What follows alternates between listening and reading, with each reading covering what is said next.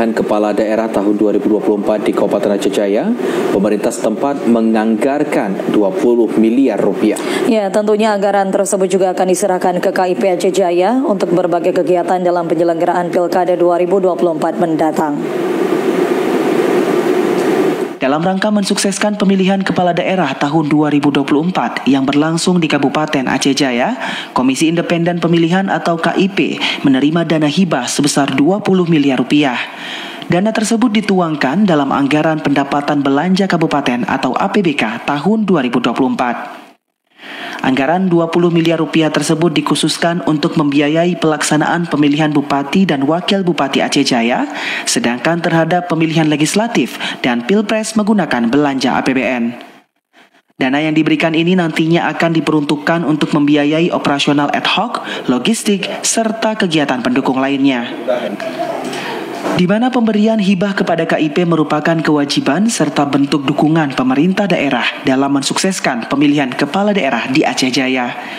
Penjabat Bupati Aceh Jaya, Nurdin, mengatakan alokasi dana Pilkada Aceh Jaya dilakukan dalam 2 tahapan. Pertama, 5 miliar rupiah dari anggaran perubahan tahun 2023 dan sisanya 15 miliar rupiah melalui APBK murni 2024. Menurut Nurdin, selain diberikan untuk KIP, dana hibah untuk Pilkada tahun 2024 juga dianggarkan bagi Panwaslu dan TNI Polri.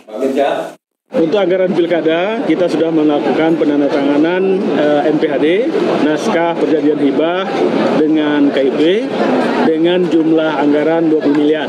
Tahun 2023 kita sudah mengalokasikan 5 miliar dan sedang proses untuk mengalihkan ke rekening KIP. Kemudian tahun 2024 sisa 15 miliar lagi dan alhamdulillah juga sudah kita alokasikan di dalam rancangan APBD kita, dan insya Allah tanggal 28 ini dengan DPRK kita akan menyepakati APBK 2024 tersebut.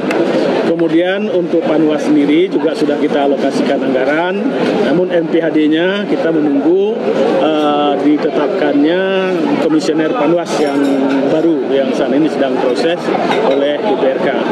Sementara untuk TNI dan Polri juga sudah kita alokasikan anggarannya di APBK 2024.